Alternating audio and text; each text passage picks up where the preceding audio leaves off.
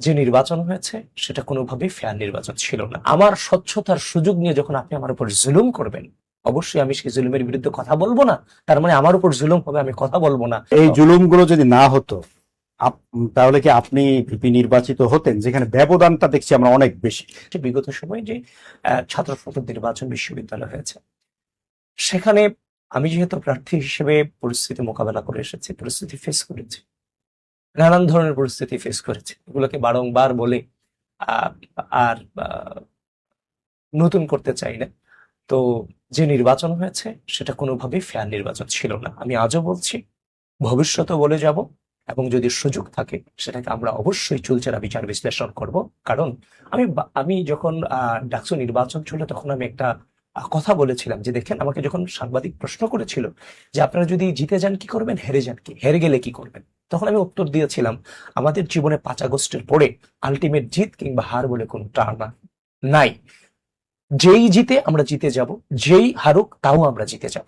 আমরা 5 আগস্টে আমরা জিতে গিয়েছি। একটা মানুষের মুখ দিয়ে এই ধরনের বয়ান কখন বেরোতে পারে? এটা তো কোনো সিলেবাস থেকে আমি শিখি নাই, কোনো বই পড়ে আমি এটা শিখিনি। এটা অনুভূতি আমাকে শিখিয়েছে, জুলাইয়ের রক্ত আমাকে সেটা শিখিয়েছে। সুতরাং আমি সেটাকে ধারণ করি দেখেই কিন্তু আমি সেটা বলতে পেরেছি। কিন্তু আপনি যখন একটা ফেয়ার নির্বাচন আয়োজন করার নামে আপনি যখন আমার স্বচ্ছতাকে একের পরে প্রশ্নবিদ্ধ করবেন, আমার স্বচ্ছতার সুযোগ নিয়ে যখন আপনি আমার উপর জুলুম করবেন, অবশ্যই আমি সেই জুলুমের বিরুদ্ধে কথা বলবো না। তার মানে আমার উপর জুলুম হবে, আমি কথা বলবো না, সেটার নাম স্বচ্ছতা? আমি জুলুমের বিরুদ্ধে কথা বলে গিয়েছি। এই যে নির্বাচন প্রক্রিয়া থেকে, নির্বাচন কখন থেকে, যে প্রক্রিয়া থেকে শুরু হয়েছে, এখানে কয়টা বুথ হবে, কয়জন হচ্ছে যে পোলিং এজেন্ট হবে, তারপর হচ্ছে যে সাংবাদিকরা কতটুকু অ্যাক্সেস পাবে, আমরা কতটুকু অ্যাক্সেস পাবো, কিংবা পোলিং অফিসারদের দায়িত্ব কি ছিল, প্রত্যেকটা প্রশ্নবিদ্ধ ছিল। এবং নির্বাচনের দিন সকালে আমাকে ঘিরে মেইনস্ট্রিম মিডিয়াকে জামাতপন্থী অফিসাররা প্রভাবিত করেছে না যে আবিদ ভোট কেন্দ্র দখলের জন্য গিয়েছে? এরপরে আবার মিডিয়াগুলো দুঃখ প্রকাশ করেছে না? কিন্তু প্রথম 2 ঘন্টার মধ্য দিয়ে যে ক্ষতি আমার করে দেওয়া হয়েছে, দুঃখ প্রকাশের মধ্য দিয়ে কি সেই ক্ষতি পূরণীয় হওয়া, কোন দুঃখ প্রকাশের মধ্য দিয়ে সেই ক্ষতি পূরণ হওয়ার কোন সুযোগ আছে? নাই তো। এই জুলুমগুলো যে আমার উপর হয়েছে, আমাদের উপর হয়েছে সামগ্রিকভাবে, এগুলোর উপর আমি কথা বলবো না।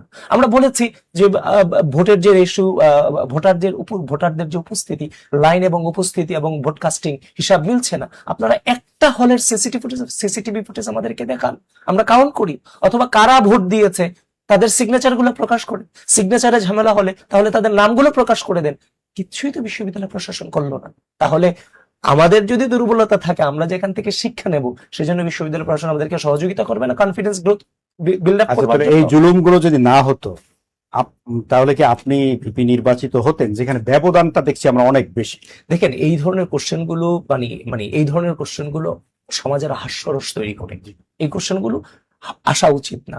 আপনাদের বলা উচিত যে নির্বাচনটা আসলে স্বচ্ছ হওয়া উচিত ছিল, এবং একজন প্রার্থী হিসেবে আমি যেহেতু বিশ্ববিদ্যালয় প্রশাসনের কাছে জবাবদিহিতা চেয়েছি, তারা আমাকে সহযোগিতা করার প্রয়োজন ছিল। তাইলেই হয়তোবা এই ধাঁধাগুলো, এই ধোঁয়াশাগুলো থাকতো না।